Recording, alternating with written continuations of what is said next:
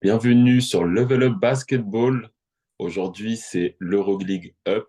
Du coup, on va résumer les journées 10 et 11. Donc aujourd'hui, je me trouve avec Vincent. Comment ça va, Vincent? Ça va bien et toi, Frézy? Au top. Ça va au top et hâte de débattre avec toi. Forcément, comme d'habitude. Du coup, on commence par la journée 10, puis la journée 11, et puis après, je te laisserai nous parler du classement général de l'Euroleague. Alors, pour la journée 10, on a eu notamment un premier match exceptionnel, Asvel-Bayern Munich, qui s'est terminé par la victoire du Bayern 101-100. On a eu Double aussi la... prolongation. Ouais, exactement, c'était vraiment un match fou, c'était le premier match dans la nouvelle salle. Exactement. On a eu le Barça face au Maccabi, le Barça qui l'emporte au Maccabi 92-90. Le Pana qui gagne face à Valence 90-73. On reparlera longuement de Valence, je crois. Hmm. Bologne qui s'impose encore et qui continue face à Fenerbahçe 87-79. Fenerbahçe qui est un peu sur l'alternative. Et le Real Madrid qui, bien sûr, gagne facilement contre l'Alba Berlin 99-75. Et puis le jour suivant, donc la suite de la journée, on avait Istanbul qui bat le Partizan 100 à 94, l'Olympiakos qui l'emporte face à Zalgiris 89-72, Baskonia qui perd contre Monaco de 2 petits points, et puis Milan qui gagne contre l'Étoile Rouge de Belgrade, l'Étoile Rouge qui est aussi sur l'alternative. Est-ce qu'il y a des Hmm. rencontres sur lesquelles tu voulais revenir en particulier?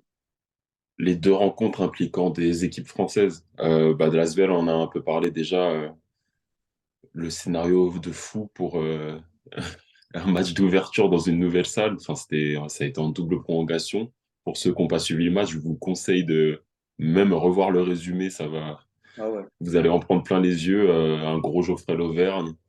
Euh, du côté du Bayern Munich, un Sylvain Francisco qui a été plutôt maladroit tout le match, jusqu'au Money Time et jusqu'aux prolongations, où clutch. il a sorti des shoots venus d'ailleurs. Enfin, moi, C'est fou. enfin, ouais, on en a parlé, mais c'est de la folie. C'est de la folie. Il a sorti des gros shoots. Et là, il est en train de se faire quand même il commence à se faire un gros nom en Euroleague pour une première année. Et mon petit doigt me dit que je vais en reparler un peu plus tard dans la vidéo de Sylvain. Ouais, clairement, en plus, je me rappelle sur la fin de match, Carsen Edwards, il fait des erreurs. Il y a pas mal de changements entre lui et Sylvain Francisco. Et puis au final, Mm. Sylvain, il fait un finish incroyable. Ouais, non, c'était vraiment un super match. C'était le match de la journée 10, hein, de toute façon. Ouais, Euh, clairement. il n'y a Et pas de... je voulais aussi revenir sur le match du coup de l'autre équipe française, Monaco, avec Ouais, la victoire contre Baskonia, il me semble. Sur une claquette dunk de Jaron Blossom Game. Et ouais. bah, c'était vraiment de la folie au final, ce qui s'est passé pour les équipes françaises. C'était vraiment deux beaux matchs. Et puis Monaco qui se relance, quoi. Ouais, ouais, clairement. Moi, je sentais un petit coup de mou côté Monaco. Ça manquait de relais avec Mike James. Ce match-là, on va le voir justement en parlant de la journée 11. Ça lance quelque chose, surtout que Mm. Baskonia était sur une nouvelle dynamique et joue beaucoup mieux au basket qu'en début de saison. Donc, c'est une belle victoire de Monaco au finish, ouais. Ouais, enfin, c'était important de le prendre, celui-là. Ouais, ouais, clairement, il fallait pas, il fallait le prendre. C'était un match au finish et c'est très intéressant d'avoir vu une fin de match pareille. Du coup, Yes. sur le round 11, donc, bah, on l'a vu, hein, le Fenerbahçe qui bat le Real Madrid 100 à 99. Euh, Quel Monaco, match. ouais, Monaco qui gagne avec la manière contre l'Olympiakos 85 à 77. Ça reflète pas tout à fait le match parce que c'était vraiment un match serré. Le Maccabi qui l'emporte face à l'Alba Berlin, bon, c'est pas la peine de développer, hein. L'Alba Berlin est très très faible. Milan qui perd contre le Žalgiris Kaunas 83-70. Milan qui est capable de un peu de bon et beaucoup de moins bon. Euh, Ouais. Comme j'ai beaucoup d'équipes, comme beaucoup d'équipes ouais. cette saison. Ce qui fait un championnat super dense, on reviendra là-dessus. Mm. Clairement, clairement, c'est clair que ça fait partie des équipes qui sont en milieu de classement, le classement un peu mou là. Le Bayern Munich qui bat Bologne, ça c'est une vraie victoire référence qui m'a vraiment fait plaisir. Et puis le match de la journée, donc on en a eu un gros match, on a parlé en G10, mais là c'était Belgrade contre Panathinaikos avec un finish de fou furieux. Kevin Printer. Ouais, Et match de retour, déjà décisif. Il a eu du mal à rentrer dans son match. Les trois premiers cartons, il est pas dedans. Je crois qu'il met pas un shoot d'ailleurs. Et il met tout dans le quatrième carton et dans la prolongation. Et non, franchement, ça m'a fait tellement du bien en tant que fan du Partizan déjà. Ça m'a fait plaisir de voir tout le monde là, presque tout le monde, parce que Yogi Ferrell a signé récemment au Partizan et ouais, ouais, ouais. devrait faire ses débuts sûrement, je pense, la semaine qui arrive. Mais Bruno Caboclo qui joue pas énormément, mais qui est super fort dans le Money Time. Enfin, on a trouvé le successeur de Mathias Le Sort au Partizan. Et Ouais, puis ouais, un ouais. Zach Ledet dans le leadership. Et puis dans le finish, il a été exceptionnel, avec des grosses défenses, des gros coups d'éclat avec son toucher et ses flotteurs à une main là. Et puis le point d'exclamation avec le alley-oop entre Kevin Punter et Zach Ledet sur Mathias Le Sort. C'est franchement moi, je t'avais envoyé un message justement. J'étais sous le choc. J'étais sous le choc. Ouais, ce match, il était fou. Moi, j'ai pas pu le voir en direct, je l'ai vu après. Hmm. Dozier a fait un très bon match. Ouais. Euh, Dozier est rentré dans sa compétition. ouais, et c'est bien parce que bon là, pour moi, il était encore un peu trop sur il portait un peu trop la balle, mais c'est ce qu'on lui demande. Justement, Hmm. j'attends de voir avec Yuki Ferrell comment tout ça va être super intéressant. Là, on a vraiment une équipe complète du Partizan. Moi, Une je te le équipe disais au début de XXL. saison, je trouvais que l'équipe était pas finie. Là, avec Caboclo et Yogi Ferrell, l'équipe elle est finie. C'était les deux manques pour moi que je voyais. C'est ce que tu Mais m'avais dit. Ouais. après, Tu m'en avais parlé il y a à peu près un mois en me disant il faut un gros 5 ouais, et il faut un vrai poste 1. Je bah pense ouais, que forcément. je pense que tout ça tourné à la sauce partisan, ça peut faire super mal, en effet. Ouais, ouais, ouais. Avec un banc de folie. Quand on pense qu'il y a des Kaminski, des Smailagic, et j'en passe en plus dans cet effectif, c'est vraiment. Là, pour moi, c'est le troisième, voire deuxième meilleur effectif de l'Euroleague à terme. Oui, clairement, Ça se tape avec le clairement. Barça pour moi. Voilà. Ouais. Sur le papier, c'est Final Four, de toute façon. Normalement, ouais, ils doivent Sur le répondre papier. à cette attente-là. Et du coup, c'était intéressant aussi de voir le Pana. Le Pana qui, moi, j'ai bien aimé les débuts de Kendrick Nunn. Franchement, Ouais, il a il est été bon. excellent. Je sais que toi, tu l'aimes bien comme joueur. Ouais, Franchement, là, j'ai rien à dire. Là, il a été excellent et puis il a mis des shoots incroyables. Et puis comment dire, son duo avec Grant, mm, et ils sont grave complémentaires. Ils arrivent à jouer ensemble, ils se trouvent bien. Et tous les deux, ils ont mis des gros shoots dans le Money Time d'ailleurs. Ils arrivent un peu à se partager le leadership, en tout cas à se partager le ballon. C'est un peu le doute qu'on pouvait avoir autour de l'arrivée de Kendrick Nunn, mais franchement, rien à dire. La ligne arrière est super forte et super talentueuse du côté ouais, du Pana. c'est clair. Et puis c'est deux combos, donc ils sont capables de jouer un et deux l'un comme l'autre. Donc C'est ça ça. donne beaucoup de possibilités. Et puis bah, on en reparlera, mais Mathias Le Sort, franchement, pour son retour, il a su se faire respecter par les fans du Partizan Il l'aime qui ont trop. adoré le revoir jouer. Et puis en même temps, il a été Mm. d'une puissance surhumaine encore une fois tout au long du match. Euh, donc c'était vraiment, vraiment un super match. Et le Pana, comme le Partizan, a encore une grosse marge de progression. Bon, un peu moins, hein, je les vois moins haut, mais ça peut faire partie de ces équipes juste après le top 4, quoi. Ouais, ouais, je suis tout à fait d'accord. Et puis, comme le Partizan, le Pana, sur le papier, c'est Final Four pour moi. Ah Pour ouais? moi, sur le papier, personnellement, sur le papier, hein, je parle pas de ce qui se passe depuis le début de saison ou du classement actuel. Ce que je veux dire en termes d'effectifs, Real, Barça, Partizan, Pana. Tout de suite, là, si je vois quatre effectifs sans voir deux matchs, sans voir le terrain, personnellement, c'est ça mon top 4. D'accord. Bah, de toute façon, on en reparlera dans la prochaine section de ça. Ça va être Ouais, intéressant. Comme ça, je te euh, répondrai à ce moment-là. Et puis, bah, du ça coup, marche. les trois autres rencontres que je vais parler brièvement. Donc, il y avait l'Étoile Rouge qui a battu Anadolu Efes. Donc là, deux équipes voilà, qui gagnent, qui perdent à tour de rôle. Valence qui perd contre Baskonia, Valence qui chute.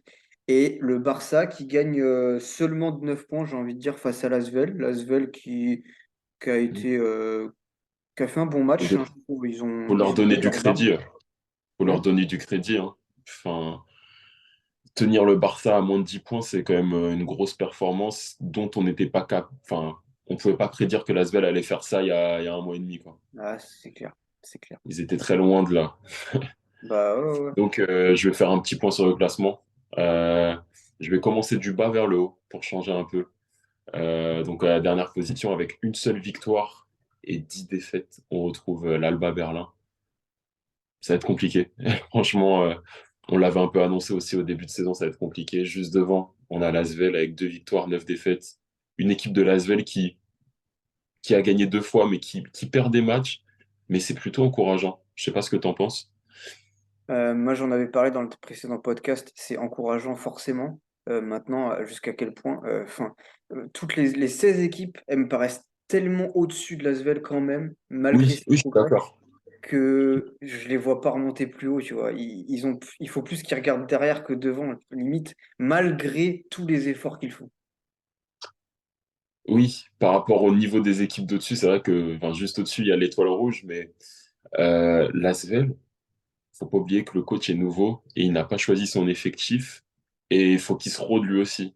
Et il Ouais. commence déjà à faire quelques modifications. Déjà, on a vu Frank Jackson faire ses valises. Il fait des choix forts et on va voir comment il va tourner l'effectif. On va aussi voir à la trêve, enfin après la trêve de Noël, ce que ça va donner. Ouais. Mais je pense que moi, je suis plutôt ambitieux par rapport à l'Asvel. Je les vois pas du tout aller en playoff, hein. Mais pourquoi pas essayer de gratter une place en plus? Ce serait vraiment, je pense que c'est l'objectif que doit se fixer le club en tout cas. Ça va être compliqué, hein. Après, Milan, par exemple, je les trouve vraiment pas terribles. Mais si on voit des équipes comme Étoile Rouge ou FS Istanbul, je les vois pas terminer plus bas que l'Asvel, quoi. Donc, on Ouais. verra. On verra. Bah, tu me parlais de Milan, du coup, Milan et l'Étoile Rouge qui se retrouvent juste au-dessus de l'Asvel avec 4 victoires et Hmm. 7 défaites. Donc, l'Étoile Rouge, pas au niveau pour le moment, pas aux attentes. Milan, en fait, on peut avoir, sur certains matchs, on peut se dire que Milan, waouh, ça y est, ils sont prêts, ils se sont lancés. Ils peuvent faire des séries de 2 matchs, 2 victoires, puis après ne plus gagner pendant 3 semaines, quoi. C'est un peu décevant. Ouais. Mais après, c'est à l'image de pas mal d'équipes, donc on va remonter un peu plus dans le classement. L'ANA de l'UFS, t'en as parlé. Ils sont juste au-dessus, c'est avec 5 victoires. Euh, Ils peuvent taper n'importe qui et perdre contre n'importe qui, cette équipe. Je sais pas Je- ce que t'en penses. Moi, j'ai l'impression que c'est une équipe qui peut plus tenir la longueur, en fait. Ils sont capables d'exploits sur certains matchs, mais j'en avais parlé au début, j'ai peut-être été sévère. Je trouvais que c'était déjà une équipe en fin de cycle. Et je réitère, il y a des Ah, c'est vrai. leaders qui commencent à être âgés, qui continuent à être performants. On le voit avec Shane Larkin, Rodrigue Bobois notamment. Mais c'est des gars qui, il faut pas oublier qu'ils vieillissent. Et je pense que sur une saison entière d'Euroleague, ça va être trop compliqué, même pour accéder aux playoffs. Ouais, je suis d'accord avec toi. C'est une équipe qui fera pas les playoffs selon moi également. Euh, à la même position, on a Valence qui dégringole vraiment très très bas dans le classement. C'était un peu notre darling de début de saison Ouais. qui tenait tête au Real Madrid et au Barça en haut du classement. Depuis qu'on a parlé d'eux, on leur a peut-être porté un peu la poisse. C'est une grande dégringolade et c'est assez compliqué. C'est dommage. Moi, j'aime bien l'effectif personnellement, mais l'équipe a vraiment du mal. En tout cas, ils sont dans une très mauvaise passe. La saison est longue, faut pas les enterrer non plus, parce que par exemple, à la même position, on peut retrouver le Bayern Munich également. C'est pas la même Si eux, dynamique par contre, hein. c'est pas la même dynamique, c'est une équipe qui justement est en train de grimper et qui a gagné ses 2 derniers matchs. Et qui a des joueurs comme Serge Ibaka, comme tu en as parlé dans le dernier Recap Up, qui commence à s'acclimater à l'Euroleague. Ouais. Et puis un Sylvain Francisco qui est toujours aussi bon pour une première année également en Euroleague. C'est plus, enfin, il y a beaucoup de joueurs qui découvrent l'Euroleague dans cette équipe, enfin, beaucoup de cadres qui découvrent l'Euroleague. Donc, ouais, c'est pas la même dynamique. Zalgiris, c'est Partizan également à 5 victoires. Donc, le Partizan qui a été pendant 3 semaines sans Kevin Punter, Bruno Caboclo qui les a rejoints il y a 2 semaines, Yogi Ferrell qui va les rejoindre sûrement la semaine prochaine. Donc, là, l'effectif va être fini. On va pouvoir enfin juger le Partizan et voir ce que ça vaut sur le terrain, leur recrutement final. Euh, Juste au-dessus, on a le Maccabi, le Fener et Baskonia. J'ai envie de parler de ces équipes-là avant des deux autres. Mais le Maccabi, assez compliqué. Ils sont loin de leur terre. Quand ils jouent à domicile, ils sont pas à domicile. Donc c'est une saison qui est difficile à juger pour eux par rapport aux histoires de guerre Ouais. et de conflits politiques. Euh, le Fener, euh, vas-y, je te laisse parler du Fener. Le Fener, je sais pas, c'est à l'image de Scotty Wilbekin en fait, capable du meilleur et d'exploits incroyables, et Un comme curseur, hein. ouais, et ils sont capables de chuter. J'ai du mal, franchement, j'arrive vraiment pas à juger cette équipe pour l'instant. Je pense que début 2024, on en saura plus.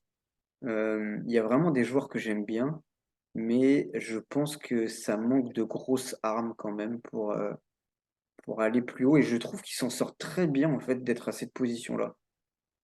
Ouais. Bah, Après, ils ont fait tomber le Baskonia, Real, hein. Donc, oui, voilà, c'est ça, on en reparlera un peu plus tard, mais Baskonia aussi, ils s'en sortent très bien, je trouve, de se retrouver à cette position-là. Je les voyais pas si forts, personnellement. Enfin, en fait, moi, je les voyais plus juste devant l'Asvel et l'Alba Berlin, tu vois. hmm. Je les voyais là dans mon pronostic de début de saison, donc assez surpris. Donc, à la même position, avec 6 victoires, on a aussi l'Olympiakos et le Panathinaikos. Donc, le Pana qui monte en puissance depuis quelques temps, malgré la défaite à Belgrade contre le Partizan.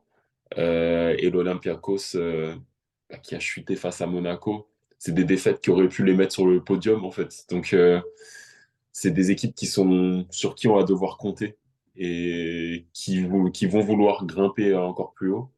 Donc, on peut attaquer le podium, enfin le top 4, avec la Virtus Bologne qui a perdu face au Bayern Munich, il me semble. Attends. Il me semble, j'ai pas envie de dire de bêtises. Alors, ouais, ouais, c'est ça. Bah oui, c'est la dernière Ouais, journée. c'est ça. Ouais, bah, c'est le gros match d'Ibaka face à eux. Exactement. Euh, donc, après, moi, je les voyais pas tenir la cadence avec le Barça, personnellement. Je les voyais pas tenir si haut. Ça m'étonnerait pas que la Virtus Bologne fasse un chemin à la Valence, pas en descendant si bas, mais en prenant quelques défaites dans le milieu de saison, là. Monaco qui monte en puissance, qui, on avait déjà parlé, avait très mal commencé la saison et qui se retrouve sur le podium de l'Euroleague. Et puis, bah, devant les deux gros, le Barça avec 9 victoires et seulement 2 défaites. Hmm. Et le Real Madrid qui a pris sa première défaite, on va en reparler, face au Fener. Et du coup, je pense que ça peut être une bonne transition sur le prochain chapitre quoi, du podcast. Allons-y, du coup. Donc, la nouvelle partie. Ce qu'on vous propose, c'est une thématique. L'Euroleague est-elle relancée après la première défaite du Real? Donc, bien sûr, c'est un titre un peu aguicheur, mais on peut vraiment se poser des questions. On les voyait inarrêtables. Ils étaient invaincus en championnat, ils ont perdu en championnat. Ils étaient invaincus en Euroleague, ils ont perdu en Euroleague. Euh, Qu'est-ce que tu en penses? Comment tu veux ouvrir ce débat? Est-ce que tu penses que le Real Madrid ne gagnera pas l'Euroleague cette année, par exemple? Pour, Oula, la question elle est forte. Ah, tu commences fort. Euh, Ça reste mon favori sur le papier, sur le terrain, ça reste mon favori parce que on a bien vu. Je vais aller droit au but, hein. On a bien vu que faut que le Fener fasse un match incroyable avec des exploits de fou et que le Real Madrid, que Campazzo perde une balle pour ouais. que le Fener, Campazzo perdra pas 50 ballons comme Ah ça. non, ça c'est Il n'en clair. perdra pas un deuxième comme ça dans la saison. On connaît le joueur, on connaît l'artiste. C'est un maestro sur le terrain. C'était juste une petite erreur comme ça, quoi. Faut vraiment que toutes les planètes s'alignent et que tu fasses le match parfait, que tu mettes des gros shoots pour battre le Real. Après, c'est bien joué de leur part, ils mettent une pression sur Campazzo. C'est bien joué de Magnifique. la part du Ah, Fener, je mais n'enlève pas du tout de crédit au Fener, mais je trouve que, waouh, qu'est-ce que c'est dur de les battre. ah ouais, ouais. Genre, c'est la première fois qu'ils perdent et il faut qu'ils perdent comme ça. Genre, faut vraiment gagner sur des exploits face à eux. C'est waouh. Surtout que le Real Madrid avait fait 2 journées, puisqu'il y avait le match en retard contre le Maccabi. Hmm. Ouais, en Euh, plus, voilà, il y avait peut-être un peu de fatigue aussi, je le pense vraiment. un peu. Et puis, c'est un match à l'extérieur. Ouais, Mais tu dois gagner comme ça. Enfin, faut que tout se passe comme ça pour que le Real perde à l'extérieur. c'est ça. Waouh, qu'est-ce que c'est dur de les battre. Genre, c'est pas ils se sont pris 15, 20 points, 10 points. Là, c'est pas ils ont fait un mauvais match, ils ont fait un bon match. C'était un match très offensif d'ailleurs.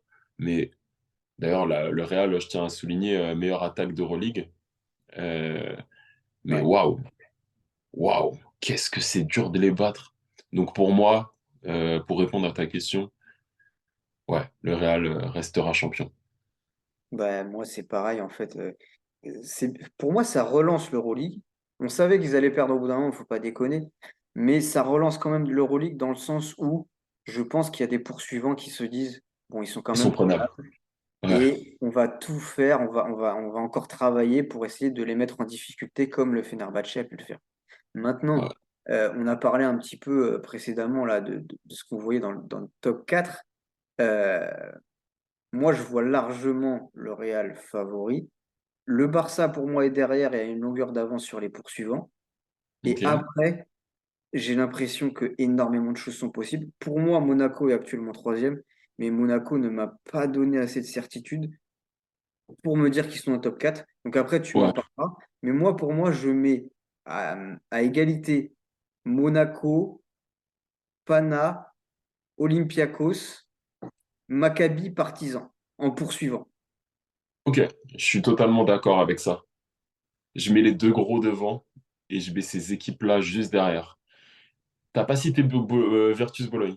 Non, pour moi, ça serait plutôt sur les places 6, 7, 8. Si je mets ces Ok. équipes-là devant, de toute façon, Bologne est automatiquement 6, 7, 8. Et ils peuvent pas être plus haut. Donc Après, t'as le même avis que moi sur Bologne qui pourrait faire un chemin à la Valence. je les vois pas avoir assez de profondeur pour Hmm. continuer. Et quand je vois que les équipes comme l'Olympiakos, peut-être que je suis peut-être un petit peu trop. C'est peut-être l'équipe que je pourrais détacher quand même et la mettre à égalité avec Bologne. Mais par contre, Ouais, pour ce qui est Pana, Maccabi, Partizan, le Maccabi, personne n'en parle, mais bon, et ça démarre bizarrement. Mais il faut pas oublier que pour moi, ils ont quand même le meilleur backup de l'Euroleague. Ça peut se taper avec d'autres équipes, mais pour moi, c'est le plus beau backup. La plus belle ligne meneur la arrière, ligne pardon. arrière. Ouais. Ok, ok. Sur les titulaires, Ouais, pour moi, c'est ce qu'il y a de mieux. ok. Pour moi, c'est partisan, mais après, je suis un fan, donc je sais pas si mon avis est réel. Mais ouais, je suis plutôt d'accord, c'est les deux gros devant. Après, je pense que le Barça, ils se sentent au niveau du Real. Ils sentent qu'ils peuvent Bah les oui, battre. Monaco, on connaît cette équipe-là. Monaco peut faire des gros coups. On les a toujours vus faire des gros coups. Il faudrait que le Pana et le Partizan jouent au niveau où on les attend pour il que faut du vraiment temps. tout soit relancé. Hmm. C'est ces deux équipes-là, je pense, qui peuvent vraiment faire la bascule. Et le Maccabi, bien sûr. Après, Ouais, attention, on peut être très déçu, hein. Moi, une équipe comme le Panathinaikos, tu vois, s'ils finissent huitième ou même qu'ils soient décrochés des playoffs, je serais pas non plus étonné. Et bah, s'ils arrivent à être troisième, je suis pas étonné non plus, en fait. C'est une j'en équipe parlais athlétique. justement avec Osfit. J'en parlais avec lui. Le Pana, en fait, tous les ans, il y a quelque chose. Tous les ans, il y a des soucis basket, mais surtout extra basket, quoi. Ouais, Donc, ouais, je sais pas trop comment juger cette équipe-là, en fait. On attend que ça marche depuis tellement d'années maintenant. Bon, le coach reste en place, étonnamment. Ouais. C'est tout ce que je souhaite. Je souhaite que le Pana réussisse parce que Mathias Le Sort, c'est un joueur que je kiffe vraiment et que il me fait kiffer le basket vraiment. Mm. Et j'ai envie qu'il soit, petite parenthèse, j'ai envie qu'il soit aussi au JO. Ouais. Il mérite. Non, mais ouais, Donc, voilà. c'est un souci structurel d'abord au Panathinaikos, mais pour moi, ça se voit un peu sur le terrain aussi. C'est-à-dire que c'est une équipe qui peut battre tout le monde et qui, j'ai l'impression, sur des mauvais soirs, ils sont capables de perdre aussi contre tout le monde, pratiquement. Exactement. Euh, et c'est pour ça que je les attends comme le Partizan, mais pour d'autres raisons, et comme le Maccabi sur du long terme. Je veux attendre encore 1, 2, 3 mois pour vraiment me faire un avis, pour que tous les joueurs s'acclimatent à leur nouvelle équipe, notamment les nouveaux venus, un peu partout. Mm. Et on verra bien, on verra bien. Mais ça va être excitant de voir si ces équipes arrivent à poursuivre derrière des équipes comme le Real et le Barça. Voilà. Donc, je pense qu'on a tous les deux à peu près le même avis. On Ouais. voit un gros leader, un solide poursuivant, et puis après des solides concurrents où on attend clairement qu'ils reviennent petit à petit. Ouais, ouais, c'est ça, exactement. Donc, il faudra suivre l'Euroleague dans les prochaines semaines. Je pense que ça va beaucoup bouger. Ouais, Avant Noël, là, ça va beaucoup bouger. c'est clair. Euh, je te propose de passer directement sur le Frenchy Up. Ouais, tout à fait. Euh, Tu veux proposer ton nom? je te laisse l'honneur. Alors, moi, cette fois-ci, j'ai décidé de parler de Mathias Le Sort. En général, je prends donc sur les 2 dernières journées, mais je veux quand même faire un petit focus sur sa saison. Donc, il arrive au Panathinaikos, il joue 27 minutes de moyenne, 14 points par match, 63% au shoot, 6,7 rebonds de moyenne. Donc, des stats à la Mathias Le Sort, c'est parfait. Un gros joueur d'Euroleague. Ouais, voilà, un vrai joueur d'Euroleague, un joueur surpuissant, dominant, comme on les aime. Sur la journée 10 contre Valence, une victoire 90-73. Il met 17 points à 6 sur 8 avec 7 rebonds. Donc, tranquillement, comme d'habitude, avec des pourcentages incroyables. Et une deuxième journée en J11 avec la défaite contre le Partizan. Mais je le mets en Frenchy Up. Pourquoi? Parce qu'il a su répondre aux attentes. Et on le sait très bien, c'était pas un match facile pour lui. Il joue 33 minutes, 16 points, 7 sur 11, 6 rebonds. J'en attendais pas plus, j'en attendais pas moins. Forcément, une victoire aurait été mieux, mais il a répondu aux Émotionnellement, attentes. c'est pas facile un match comme ça en plus. Ah, clairement pas. Mais s'il y a bien Jouer un face joueur à qui ton peut répondre, club de cœur, ouais, et le club qui t'a vraiment lancé dans le truc et qui t'a fait confiance et qui te rend en retour, en plus quand tu reviens, te fait un chant pour toi, pas facile de jouer dans ces conditions-là et d'être performant, quoi. ouais. Donc, ouais, gros coup de chapeau à lui. Et toi, du coup? Sylvain Francisco. Alors, comme je l'ai déjà dit, un peu de maladresse dans le match face à l'Asvel, mais il a tellement été clutch, ça m'a tellement plu son match que j'étais obligé de le mettre en Frenchy Up. Donc, ouais, il avait joué 18 minutes, il avait mis 10 points, 2 sur 6 à 3 points. Mais des shoots sortis de nulle part. Genre, Hmm. je voyais les shoots, je me disais waouh. Et puis, l'autre match, c'est dans la victoire face à la Virtus Bologne, où il met 13 points. Il fait 5 passes décisives en 26 minutes. Donc, il a bien épaulé un gros Sergi Ibaka. Donc, parce qu'il a 2 victoires, je le mets en Frenchy Up, mais aussi parce qu'il est vraiment en train de s'imposer comme un joueur solide d'Euroleague et qui fait taire beaucoup, il ferme beaucoup de bouches, tout simplement. Des gens qui pouvaient être sceptiques ou qui pouvaient le critiquer à tort, et je dis bien à tort, ceux qui le critiquaient à tort pendant la Coupe du Monde, là, vous avez une réponse. Le problème, c'était pas lui. Lui, c'est un vrai meneur qui peut faire le taf en Euroleague. D'autres meneurs qui étaient dans cette équipe, qu'on a mis au poste de meneur, ne font pas le taf comme ça en Euroleague. Ouais, non, mais Donc, clairement, c'est clair. voilà, c'est juste un petit message pour les gens qui le critiquaient. Ce gars-là, là, il peut être l'avenir de l'équipe de France. Je l'espère en tout cas. Moi, je suis Il de peut. très près les matchs du Bayern, je les ai tous vus. Euh, il est sur une pente qui monte petit à petit. Et sur tous les matchs, il fait des erreurs, il apprend, c'est normal. il y a une grosse concurrence sur les postes de guards au Bayern. Il y a Bolmaro qui est un peu au-dessus dans les hiérarchies. Et après, il y a Carsen Edwards qui, pour moi, commence à redescendre. Et Sylvain Francisco prend de plus en plus de minutes et Clairement. de temps. Mm. Après, il y a Weller Bab qui est très bon dans un autre registre. Ils ont beaucoup de bons guards. Et c'est une équipe, franchement, je conseille aux gens de regarder le Bayern, surtout pour les gens qui découvrent l'Euroleague, parce que c'est aussi une équipe qui est construite avec des joueurs qui découvrent l'Euroleague.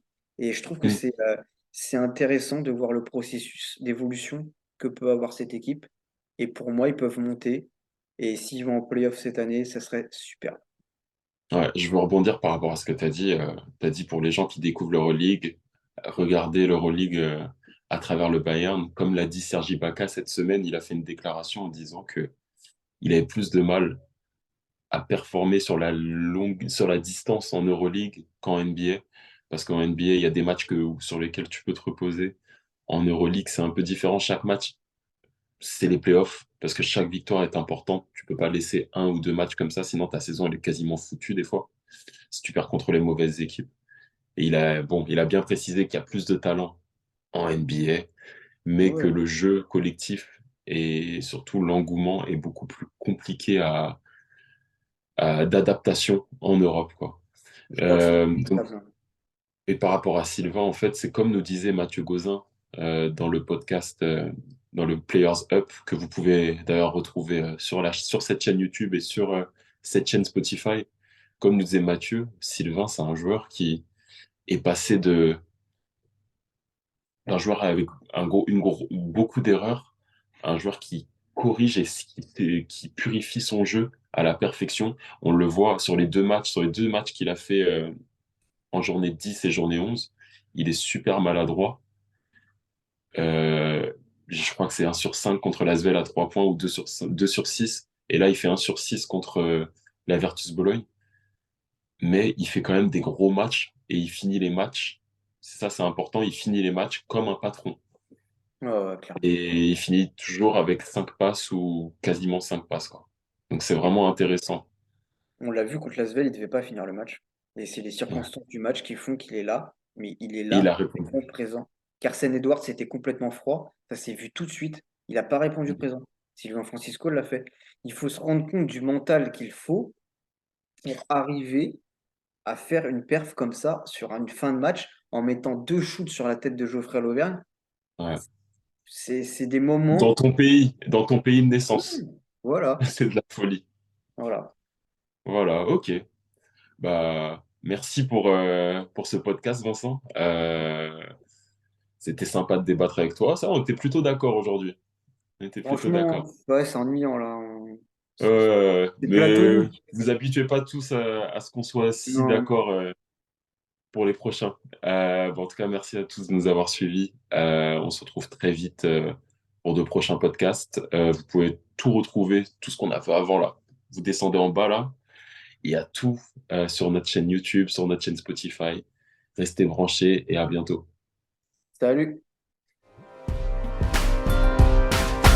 That's one small step for man.